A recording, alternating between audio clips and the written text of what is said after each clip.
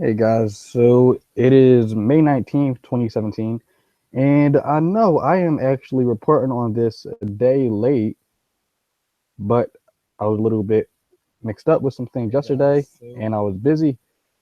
So I've just not gotten the opportunity to even do a video on this now. But as you guys know, Chris Cornell, man, for Audio Slave and Soundgarden, has died on Wednesday. He died May 17th. I think it was somewhere around like 10 o'clock at night, if I'm correct. And he just got finished doing a show. He did 3 shows previously, and after those 3 shows, it is reported that he died the following or the night of his final concert, and he hung himself. So that's some really sad and tragic news. We've been seeing a trend lately where these celebrities, it seems like when they're at the peak of their career, they commit suicide and they end it all. Robin Williams, about 2 years ago, he hung himself, killed himself. No suicide letter, um, no signs of depression, really. Um, he just went and killed himself.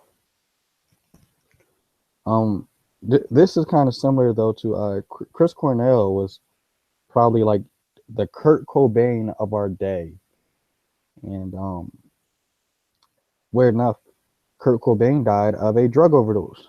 And Chris Cornell, it's reported that he was having alcohol problems. He was a part of an AA counseling alcohol addiction group, I think, or he was supposed to be getting alcohol addiction guidance, something along those lines, and he was struggling with that.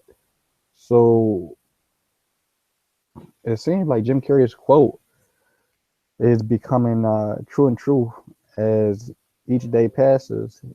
Jim Carrey said that he wishes that everybody would get rich and famous one day so that they can find out that being rich and famous is not the answer.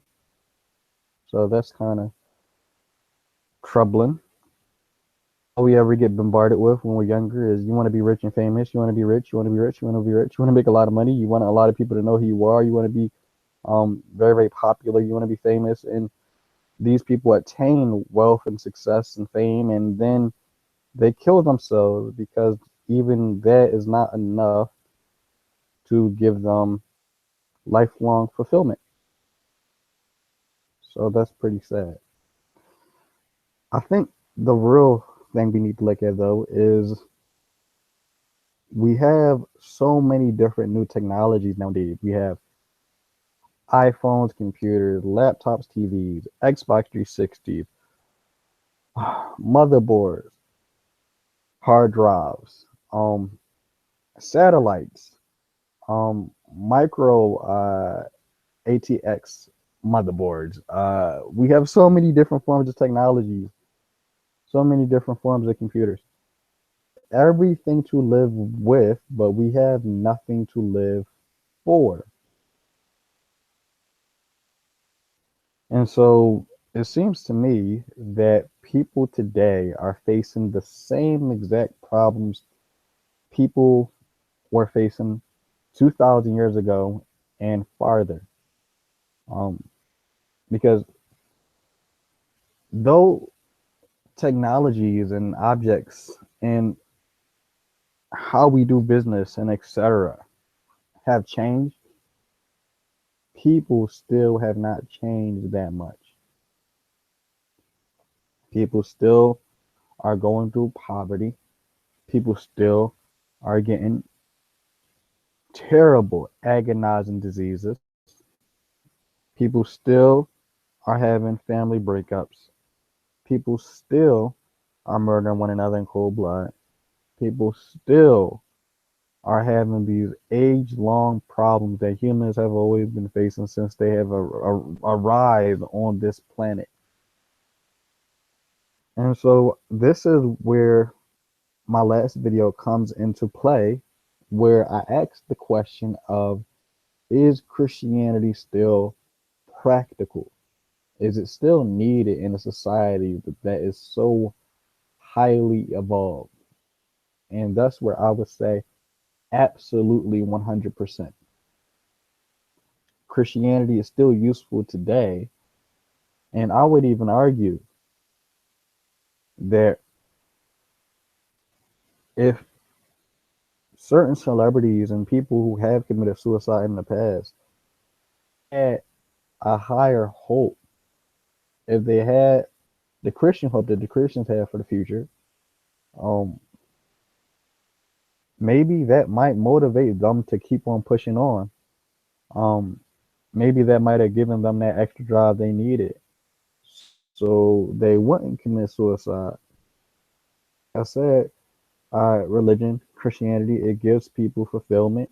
It gives people a higher meaning and purpose in their life, and it gives people that extra push so they can keep on going. And so, in that aspect, I don't think Christianity or religion or anything is a bad thing for people, and especially the Christian hope.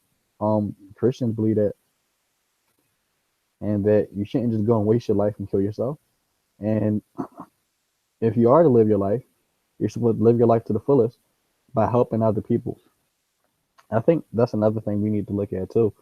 With people committing suicide, um, I think they get so wounded up in the troubles in Kurt's life that it's hard for them to see the bigger picture. And so, a better way to live, if you are going through depression, try doing something for other people. Um, that'll get your mind off of your problems, and it'll help your day once you see that you can actually make an impact on somebody's life. A lot of people going through depression, they feel as if nobody cares about them, which isn't true. Um, Chris Cornell, if he were still here today, um, with all the assets he has or he had and the connections he built, I'm pretty sure he could have made a difference in somebody's life. That somebody would have really appreciated him. Um, I'm also concerned about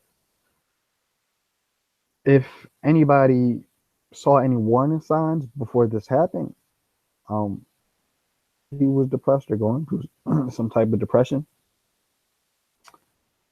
Um, because they could have changed the outcome of what happened to him the other day. Even just I like what Jesus said in the Beatitudes. Jesus talked about well, for those of you who don't know, Jesus in the book of Matthew, he gave these lifelong, I guess you could say, uh, sayings of wisdom of how you should live your life, and it's called the Beatitudes. And one of these wise sayings that Jesus has said is walk the extra mile with somebody. If somebody asks you to go 1 mile with them, he said you should also go with them 2 more miles. You should go the extra mile.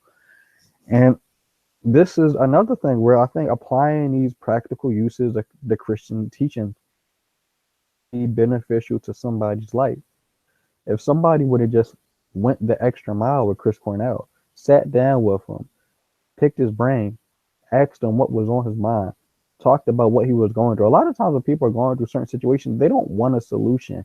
They just want somebody to listen.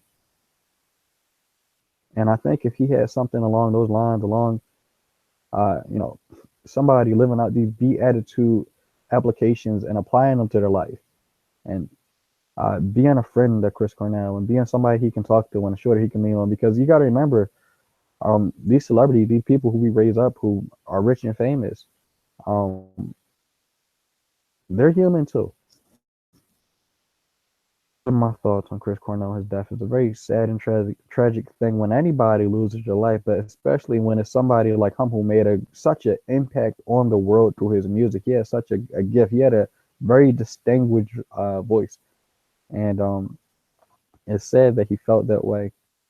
And I do hope that he made his peace with God before he did hang himself. Usually, before people do things like that, one of the first things on their mind, or the last thing they get out the way, they do say something along the lines like, "God, please forgive me. I'm sorry." And I wish, I will hope that he did make his peace with God. And if he did, we definitely will be seeing Chris Cornell in heaven again. So this isn't the last goodbye. Um, if so, we will see Chris Cornell in heaven. Or if he didn't, I don't know. That's between him and God. Um, but it's a very sad and tragic thing, and it breaks my heart. I just was listening to Soundgarden a couple weeks ago, and for him to just pop up and be dead, it's really hard to even know how to take it. I didn't know him personally, but that still doesn't mean that I can't be sad. Um, so these are my thoughts. If you know anybody going through depression, if you know anybody going through sadness, there are certain suicide hotline numbers that you can give them, or you can even uh, be a friend and you can call them and you can just talk it out with them. So this is my broadcast for today. May have a Google Hangout later on. And until next time, good luck and good morning. It is 6:24 a.m. Eastern Standard Time.